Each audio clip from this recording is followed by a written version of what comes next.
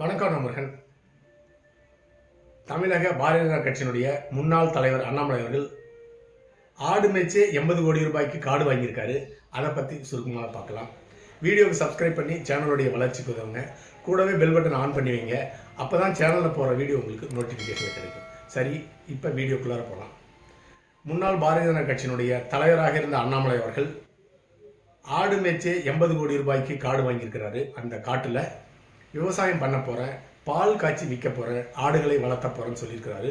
சரி, இந்த பணம் அவருக்கு எப்படி வந்தது அப்படிங்கிறது மிகப்பெரிய கேள்விக்குறியாக இருக்கிறது. ஐபிஎஸ் அதிகாரியாக இருந்து தன்னுடைய பதவியை ராஜினாமா செஞ்சுட்டு ஆடு மேய்க்க கிளம்புறது தான் அண்ணாமலை அவர்கள். அவருடைய செய்தி கடந்த காலத்தில் ப்ரெஸ் மீட்டில் சொல்லியிருக்கிறாரு. அண்ணா, நான் சாப்பாட்டுக்கே ரொம்ப கஷ்டப்படுறேன். என்னுடைய சாப்பாட்டுக்கே என்னுடைய நண்பர்கள் தான் கவனிச்சுக்கிறாங்க. நான் போட்டிருக்க பேண்ட் ஷர்ட்டும் என்னுடைய நண்பர்கள் வாங்கி கொடுத்தது. இப்போ நான் கட்டியிருக்கிற வாட்சி கூட என்னுடைய நண்பர்கள் வாங்கி கொடுத்ததுன்னு சொல்லிட்டு ஒரு 5 லட்சம் ரூபாய் வாட்சை கட்டிகிட்டு இருந்த ஒரு பரம ஏழை ஐபிஎஸ் அதிகாரி தான் அண்ணாமலை அவர்கள். நான் ஐபிஎஸ் அதிகாரி பதவியை ராஜினாமா பண்ணிட்டு ஆடு கூட மேய்ச்சி நான் பொழைச்சிக்கணும்னா அவ்வளோ திறமசாலின்னு சொன்னார். அப்படி மிக அருமையாக ஆடு மேய்ப்பதை தெரிந்து கொண்ட பாரதிய ஜனதா கட்சி, ஐயா நீங்கள் எங்கள் கட்சிக்கு வாங்க, எங்கள் கட்சியில் ஏராளமான ஆடு இருக்குது, அதெல்லாம் மேய்ங்கன்னு சொல்லிட்டு கூட்டிகிட்டு வந்தவங்க தான் அமித்ஷா அவர்கள்.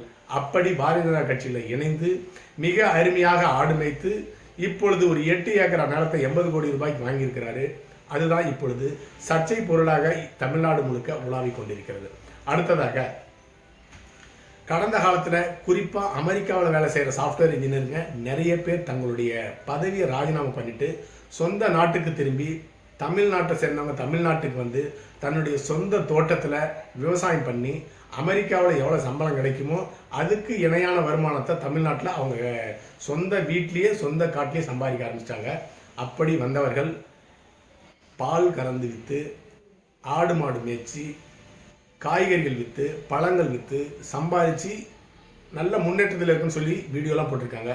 அதே போலவே அண்ணாமலை அவர்களும் கடந்த காலத்தில் ஐபிஎஸ் அதிகாரி பதவியை ராஜினாமா பண்ணிட்டு வந்து ஆடு மேய்த்து இந்த பணத்தை 80 கோடி ரூபாய்க்கு காடு வாங்கியிருக்கிறாருன்னு நீங்களும் நம்பணும், நானும் நம்பணும்.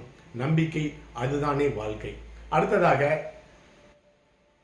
புதிய பாரதிய ஜனதா கட்சி தலைவராக நயனா நாகேந்திரன் ஏன் தேர்ந்தெடுக்கப்பட்டார்?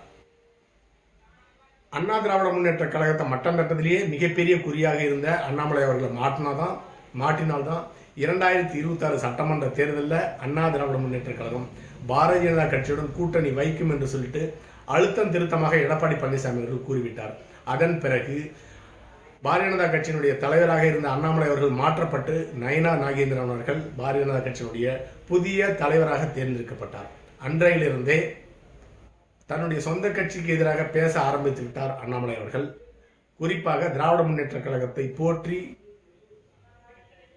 பாடும் ஒரு திராவிட முன்னேற்ற கழகத்தினுடைய அரசவை கவிஞராக மாறிவிட்டார் என்றுதான் சொல்ல வேண்டும். ஏன்னு கேட்டிங்கன்னா, திராவிட முன்னேற்ற கழகத்தினுடைய கூட்டணி மிக வலுவாக இருக்கிறது. ஆன்டி இன்கம்பன்சி என்பதே கிடையாது.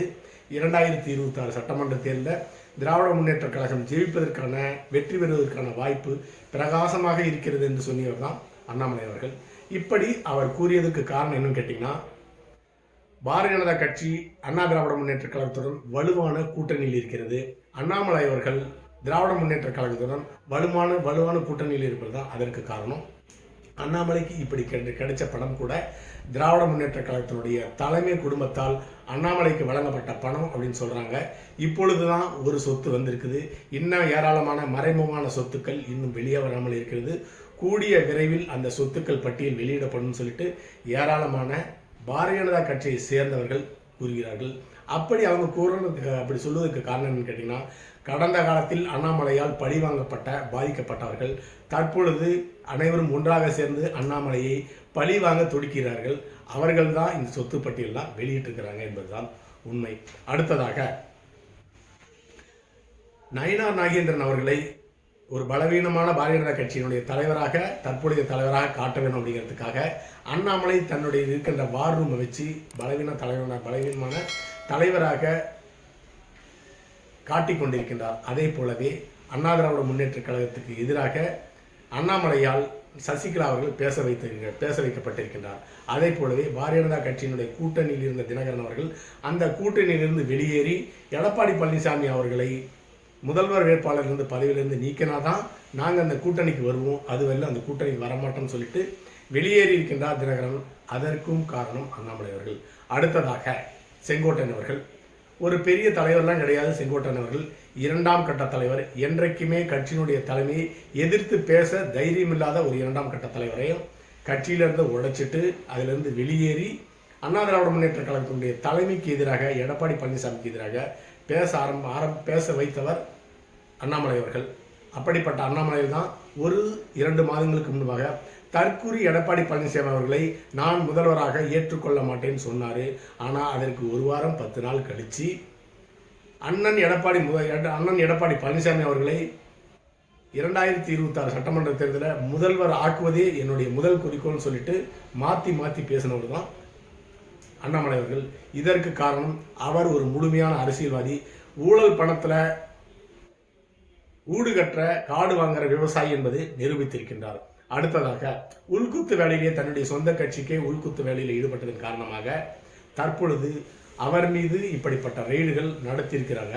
என்ன ரெய்டுன்னு கேட்டிங்கன்னா, அவருடைய மனைவி மீதும் அவருடைய தங்கை வாங்கின சொத்து மீதுமே இடி ரெய்டு நடத்திருக்காங்க. பாரதிய ஜனதா கட்சி பொதுவாக தன்னுடைய சொந்த கட்சியை சேர்ந்தவர்கள் மீது ரெய்டு நடத்த மாட்டாங்க. இதுதான் அந்த கட்சியினுடைய வரலாறு. ஆனால் அண்ணாமலை ஒரு மிகச்சிறந்த பெரிய தலைவராக கடந்த காலத்தில் பாரதிய ஜனதா கட்சியில் இருந்திருக்கிறாரு. அப்படிப்பட்ட தலைவருடைய மனைவி சொத்து மீதும் அவருடைய சகோதரி சம்பந்தப்பட்ட சொத்து மீதும் ரெய்டு நடத்தியிருக்காங்க இடி அதிகாரிகள். ஆனால் அந்த செய்தி வெளிவராத அளவுக்கு மிக பத்திரமாக பார்த்து கொண்டார் அண்ணாமலை அவர்கள். அதற்கு திராவிட முன்னேற்ற கழகம் தான் உதவியாக இருந்திருக்கும். காரணம் என்னன்னு கேட்டிங்கன்னா, தமிழ்நாட்டினுடைய ஒட்டுமொத்த ஊடகத்தையும் தன்னுடைய கையில் வைத்திருக்கிறது தான் திராவிட முன்னேற்ற கழகம். இப்படி தன்னுடைய கட்சியுடன் மறைமுகமாக கூட்டணியில் இருக்கின்ற அண்ணாமலையினுடைய இடி ரெய்டை மறைக்க வேண்டும் அப்படிங்கிற ஒரு குறிக்கோளுடன் திராவிட முன்னேற்ற கழகம் அந்த ரெய்டையே மறைச்சிட்டாங்க அப்படிங்கிறது தான் உண்மை.